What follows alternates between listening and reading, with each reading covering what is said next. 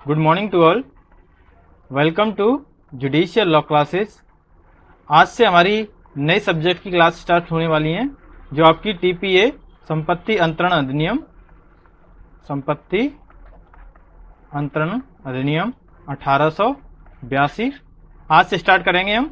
ठीक है, और मेरी एक आपसे छोटी सी रिक्वेस्ट है, मेरी जितनी वीडियो आती हैं अगर आपको अच्छी लगती हैं, आपके लिए फ़ायदा पहुंचाती हैं, तो प्लीज़ मेरा टारगेट रहेगा हर वीडियो में मिनिमम 50 लाइक होने चाहिए। ठीक है, जिससे क्या है, सेल्फ मोटिवेशन होता है और ऐसा कुछ नहीं है इसमें। और ये जो मैं पूरा सब्जेक्ट कवर करूंगा, टीपीए वाला, ट्रांसफर संपत्ति अंतरण अधिनियम वाला, ये सब्जेक्ट जितने भी क्वेश्चन कंप्लीट होंगे, टॉप 10 क्वेश्चन, उसके अंतर्गत आप कोशिश कर सकते हो 250 सब्सक्राइब अगर हो जाए चैनल पे तो बेटर रहेगा। ठीक है, तो स्टार्ट करते हैं हम। चलिए, पहला क्वेश्चन है, संपत्ति अंतरण को परिभाषित कीजिए और संपत्ति अंतरण अधिनियम 1882 में क्या अंतरित नहीं किया जा सकता है, इसको हमें बताना है। संपत्ति अंतरण यानी ट्रांसफर ऑफ प्रॉपर्टी। आगे देख लेते हैं इस क्वेश्चन में। आज हम इसको जो डिस्कस करेंगे, मेन पॉइंट्स है इसके, हम इसकी परिभाषा देखेंगे धारा 5 के अनुसार, आवश्यक तत्व क्या है, आवश्यक तत्व देखेंगे, और लास्ट में देखेंगे हम कि क्या अंतरित नहीं किया जा सकता है धारा 6 के अनुसार। चलिए स्टार्ट करते हैं।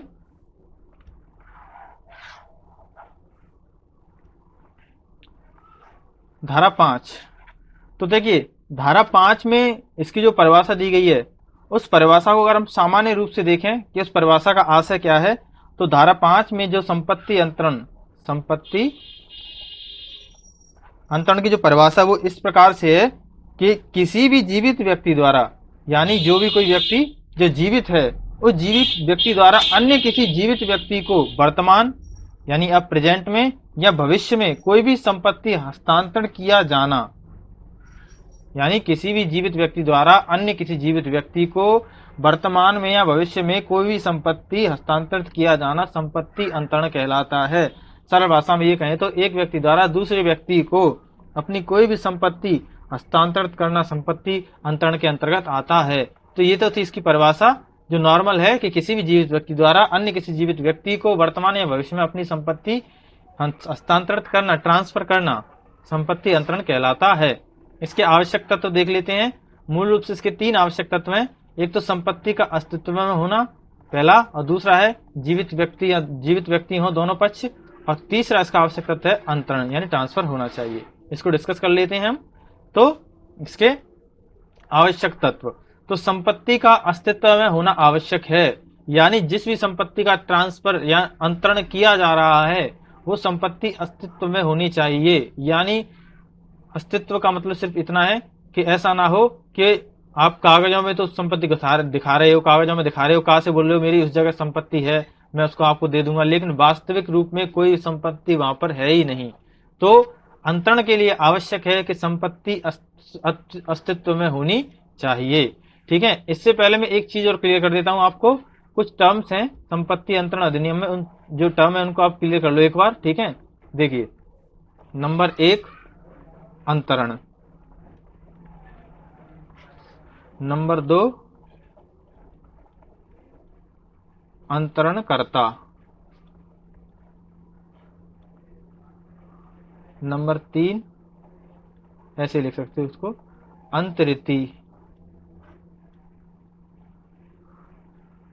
या इसको अंतरक भी बोल सकते हो, अंतरक। ठीक है, एक और है इसको देख लेते हैं, संपत्ति अंतरण। तो ये कुछ टर्म है, इन टर्म को पहले क्लियर कर लो। आपको ये टर्म जब क्लियर हो जाएंगे तो आपको जितना भी मैं यहाँ पर पढ़ाऊंगा आपको उनको समझने में काफी आसानी रहेगी। तो संपत्ति अंतरण का मतलब कोई भी संपत्ति किसी को ट्रांसफर करना, हस्तांतरित करना संपत्ति अंतरण कहलाता है। जैसे हमने परिभाषा ही बताया अभी आपको। अंतरण का मतलब होता है ट्रांसफर, एक से किसी दूसरे को कोई भी चीज देना, वो अंतरण कहलाता है। या हम दोनों टर्मों को सेम कह सकते हैं, संपत्ति अंतरण, इसमें संपत्ति जुड़ गई है, अंतरण यानी ट्रांसफर केवल, यही संपत्ति अंतरण। अंतरणकर्ता कौन होता है, यानी का अगर अपनी संपत्ति खा को दे रहा है तो यहाँ पे का अंतरणकर्ता है यानी अंतरक है, और खा संपत्ति को ले रहा है तो वो अंतरिति है। क्या है? अंतरिति है।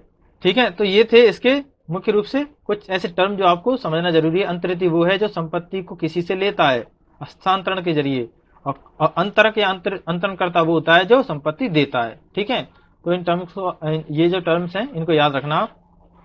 चलिए स्टार्ट करते हैं। तो हम देख रहे थे इसके आवश्यक तत्व। तो पहला आवश्यक तत्व है इसका कि संपत्ति का अस्तित्व में होना जरूरी है, ये हम डिस्कस कर चुके थे। दूसरा आवश्यक तत्व है जीवित, यानी दोनों पक्षों का जीवित होना, यानी संपत्ति अंतरण के अंतर्गत संपत्ति का अंतरण कर रहे हैं तो दोनों पक्ष जो है जीवित हों, अंतरणकर्ता और अंतरिति दोनों ही क्या हो, जीवित व्यक्ति होनी चाहिए, दोनों ही जीवित हों। जो अंतरणकर्ता है या अंतरक है और जो अंतरिति है दोनों ही जीवित होने चाहिए। इसका आशय ये हुआ कि जीवित होने चाहिए, तो इसका आशय ये हुआ कि अजन्मा व्यक्ति अंतरण नहीं कर सकता है। अजन्मे व्यक्ति के अंतर्गत अवैध अंतरण कहलाएगा, विधिपूर्ण नहीं कहलाएगा, विधि विरुद्ध कहलाएगा, क्योंकि उसने अभी जन्म नहीं लिया, क्योंकि वो जीवित नहीं है। और वसीयत विलेख द्वारा भी नहीं हो सकता, क्योंकि वसीयत अक्सर जो जीवित व्यक्ति होता है तो जो अजन्मा है या जिसने जन्म नहीं लिया है उसके लिए किया जाता है। ये दोनों टर्म यहाँ पे इनवैलिड हो जाते हैं। और तीसरा है विधिक व्यक्ति। तो विधिक व्यक्ति को अंतरण किया जा सकता है, क्योंकि जो विधिक व्यक्ति होता है उसके वैधिक अधिकार और कर्तव्य भी होते हैं और वो अस्तित्व में होती है। जैसे कंपनी हो गई, निगम हो गए, निकाय हो गए, तो ये विधिक व्यक्ति के आपके एग्जाम्पल हैं, कंपनी, निगम, निकाय। और हमने ये विधि शास्त्र वाली उसमें सब्जेक्ट में भी इसको डिस्कस किया था, विधिक व्यक्ति को। अब तीसरा इसका आवश्यक तत्व संपत्ति अंतरण का अंतरण, यानी ट्रांसफर होना चाहिए, एक से किसी दूसरे को ट्रांसफर होना चाहिए, तभी संपत्ति अंतरण पूर्ण होगा। वो किसी भी माध्यम से हो सकता है। उसके माध्यम क्या हो सकते हैं, विक्रय द्वारा किया जा सकता है, यानी बेचकर, बंधक द्वारा किसी को कोई संपत्ति अपनी दे देना, बंधक के रूप में धर देना, वो एक तरह से ट्रांसफर कहलाता है, और पट्टे द्वारा दे देना, ये माध्यम हो सकते हैं संपत्ति अंतरण के। लेकिन समझौता, समर्पण, विभाजन में इसको अंतरण नहीं माना जाएगा। क्यों नहीं माना जाएगा, क्योंकि समझौता, समर्पण, विभाजन इनमें क्या रहता है, जो संपत्ति का स्वामी है यानी समझौता होगा तो पहले से ही जो स्वामी है संपत्ति उसी के पास पहले से होती है। मात्र क्या है कि कोई भी विवाद होता है उसका केवल एक निवारण हो जाता है, संपत्ति किसी एक व्यक्ति से दूसरे व्यक्ति पर हस्तांतरित या ट्रांसफर नहीं होती है। इसलिए समझौता, समर्पण, विभाजन इनको संपत्ति अंतरण का माध्यम के रूप में नहीं देखा जाता है। अब तीसरा आपका टॉपिक है कि क्या अंतरित नहीं किया जा सकता है, क्या अंतरित नहीं किया जा सकता है, यानी किसी दूसरे को नहीं दिया सकता है। अंतरित यानी किसी दूसरे को नहीं दिया जा सकता है। उसे देख लेते हैं क्या चीज है जिसको अंतरित नहीं किया जा सकता है। तो सबसे पहले आपका आता है ए, उत्तराधिकारी होने की संभावना, यानी संपत्ति अंतरण में जितनी भी संभावनाएं हैं उसको कभी भी अंतरित नहीं किया जा सकता, यानी संभावना को ट्रांसफर नहीं किया जा सकता है, क्योंकि संभावनाएं कभी भी निराधार रूप से असत्य साबित हो सकती है, निर्मूल साबित हो सकती है। ठीक है, क्योंकि संभावनाएं फलीभूत होना या ना होना ये हो भी सकता है, नहीं भी हो सकता है। इसलिए संपत्ति अंतरण में संभावनाओं को ट्रांसफरेबल नहीं बताया गया है, अंतरित योग्य नहीं बताया गया है। इसका उदाहरण देख लेते हैं। उदाहरण ये है कि पुत्र की मृत्यु पिता से पहले हो जाती है, यानी पिता एक विलेख द्वारा अपने उत्तराधिकार के रूप में संपत्ति को पुत्र के लिए कह देता है कि मेरे बाद ये जो मेरी संपत्ति है मेरे पुत्र की रहेगी। लेकिन अब इस केस में होता क्या है, संभावना ये बन जाती है कि पुत्र की मृत्यु हुई पिता से पहले हो जाती है, तो यहाँ पर इस संभावना का एक तरह से सफल नहीं हो पाती है संभावना। इसलिए तो संभावना को संपत्ति अंतरण में अंतरित करने योग्य नहीं माना गया है। और इसमें एक ये आंग्ला सूत्र भी है। आंग्ला सूत्र क्या है, नॉमिस्ट होरेस विवाइट्स, यानी कोई भी जीवित व्यक्ति का उत्तराधिकारी नहीं होता है। यानी इसमें यह कहा गया है कि कोई भी जीवित व्यक्ति होता है उसका उत्तराधिकारी नहीं होता है। यानी कोई भी जीवित व्यक्ति ये दावा नहीं कर सकता है, कि वो है जो अपने पूर्वज की संपत्ति को ले ही लेगा, ऐसी संभावना नहीं बन सकती है। ठीक है, तो ये आंग्ला भाषा का इंग्लिश में सूत्र है। ठीक है, नॉमिस्ट और होरेस विवाइट्स। ठीक है, यानी कोई भी जीवित व्यक्ति का उत्तराधिकारी नहीं होता है। कोई भी जीवित व्यक्ति जो है वो दावा नहीं कर सकता है कि वो संपत्ति को अंतरित या अपनी खुद ले ही लेगा। ठीक है, इसमें ये चीज है। हाँ, अब अगला पॉइंट है कि और क्या चीज अंतरित नहीं किया जा सकता है, पुनः प्रवेश का अधिकार। पुनः प्रवेश का अधिकार मुख्य रूप से पट्टे से संबंधित जितने भी लेन देन संव्यवहार होते हैं, पट्टे से संबंधित, उनसे संबंधित है।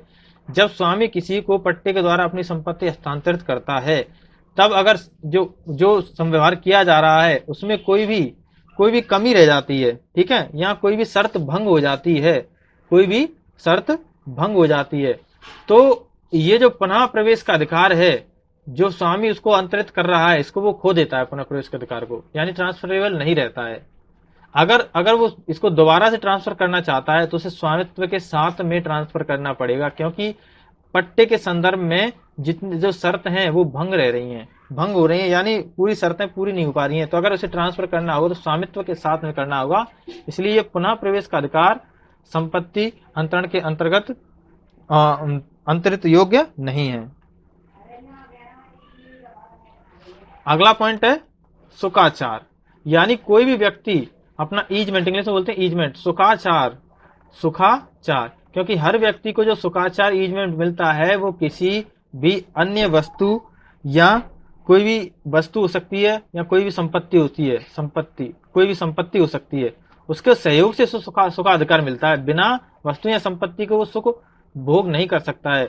तो कोई भी व्यक्ति केवल सुखाचार को अगर ट्रांसफर करना चाहे कि मेरे सुखों को, सुखाचार को, ईजमेंट को मुझसे ले लो, तो ये ट्रांसफर योग्य नहीं है, क्योंकि इसके साथ में जो भी डोमिनेंट संपत्ति होती है वो सुखाधिकार संपत्ति से जुड़ा हुआ रहता है। तो केवल सुखाचार को ट्रांसफर नहीं किया जा सकता है, ठीक है। अगला है स्वामी तक निर्बंधित वस्तु का कोई हित हो, यानी कोई भी ऐसा हित हो जिसका जो हित स्वामी ही निर्वहन कर सकता है, स्वामी के अलावा कोई अन्य व्यक्ति नहीं कर सकता है, तो ऐसे हितों को भी ट्रांसफर नहीं किया जा सकता है, अंतरित नहीं किया जा सकता है, जिसका केवल खुद स्वामी तक संबंधित हो कोई भी हित, ठीक है। अगला पॉइंट है भावी भरण पोषण का अधिकार, यानी भविष्य के जो भरण पोषण का अधिकार, इसका कोई प्रॉमिस या वादा करता है तो इसको भी कोई ट्रांसफर नहीं कर सकता है। कि मान के चलो का द्वारा खा से कह दिया गया कि मैं आपको भविष्य में कुछ सामान ये इस तरह से मैं दूंगा, ये करूंगा, वो करूंगा। अब ये का क्या गा से कहता है कि मेरे ये भरण पोषण के जो भावी वादे मैंने कर दिए इनको आप कर देना, तो ये चीजें केवल का द्वारा की जा सकती हैं, गा द्वारा नहीं। तो जितने भावी भरण पोषण के अधिकार हैं उनको भी अंतरित नहीं किया जा सकता है, ठीक है। अगला है वाद लाने का अधिकार, तो वाद लाने का अधिकार भी अंतरित नहीं किया जा सकता है। क्यों?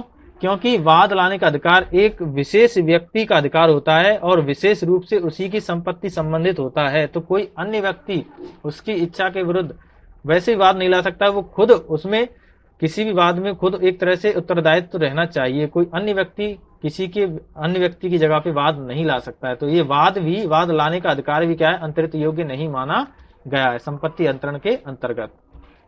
अगला है लोकपद, कोई भी लोकपद यानी कोई भी पद जो होता है, कोई भी पद जो होता है वो अंतरण योग्य माना नहीं गया है। चाहे वो कोई पेशेवर नौकरी हो, सर्विस हो, उसके अंतर्गत अगर कोई चाहे कि मेरे पद को आप ले लो, मैं आपको अपना पद ट्रांसफर कर रहा हूँ, हस्तांतरित कर रहा हूँ, तो वो पद भी अंतरित योग्य नहीं माना जाएगा, क्योंकि पद विशेष व्यक्ति की विशेषताओं के संदर्भ में या उसकी उपलब्धियों के परिप्रेक्ष्य में उसको मिलता है। तो अन्य व्यक्ति को ये अंतरित नहीं किया जा सकता है कोई भी लोक पद। अगला है वृत्तिकाएं, इसको पेंशन्स भी बोलते हैं। तो जितनी भी सर्विस के उपरांत लोगों को पेंशन्स मिलती हैं उनको भी, क्योंकि वो उनकी विशेष सर्विस की किए गए सर्विस के उपलब्ध में उनको मिलती हैं, तो अन्य व्यक्ति को इस प्रकार की सेवाएं या सर्विसेज ट्रांसफर नहीं की जा सकती हैं, क्योंकि उसे विशेष व्यक्ति का अधिकार रहता है।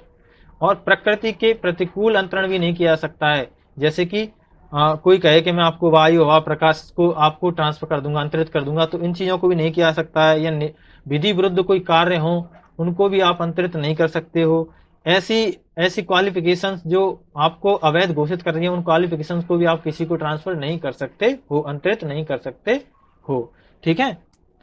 और देखो जो क्या अंतरित नहीं किया जा सकता है, इसके मूल रूप से आपके 9 पॉइंट्स हैं, ठीक है। तो अक्सर स्टूडेंट्स इन 9 पॉइंट्स को भूल जाते हैं, तो नॉर्मल सा एक मैंने याद करने की ट्रिक सी बनाई है, अगर आपको अच्छा लगे तो उसको याद कर लेना, वरना कोई बात नहीं, आप जैसे याद करते हो उसी तरह से याद कर लेना।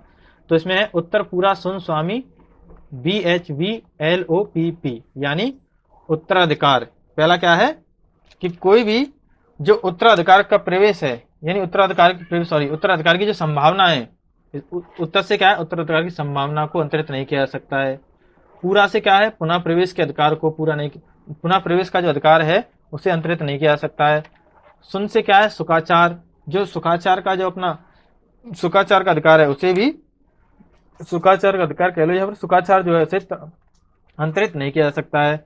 स्वामी से है जो खुद का स्वामी तक जो निर्बंधित हक है उनको भी अंतरित नहीं किया जा सकता है। बीएस से है भावी भरण पोषण का अधिकार, उसको अंतरित नहीं किया जा सकता है। बी से है वाद लाने के अधिकार को। एलओ से है लोकपद को भी अंतरित नहीं किया जा सकता है। पी से यानी मृतकाओं को हम पेंशन के संदर्भ में देखते हैं, तो पेंशन को भी क्योंकि व्यक्ति विशेष के लिए होते हैं, उनको भी अंतरित नहीं किया जा सकता है। लास्ट पी से है प्रकृति के विरुद्ध प्रतिकूल अंतरण। ठीक है, तो ये थी आज की वीडियो। आशा करता हूं आपको ये वीडियो अच्छी लगी हो। चैनल को सब्सक्राइब जरूर कर दिया करें, वीडियो को शेयर करें। Thank you.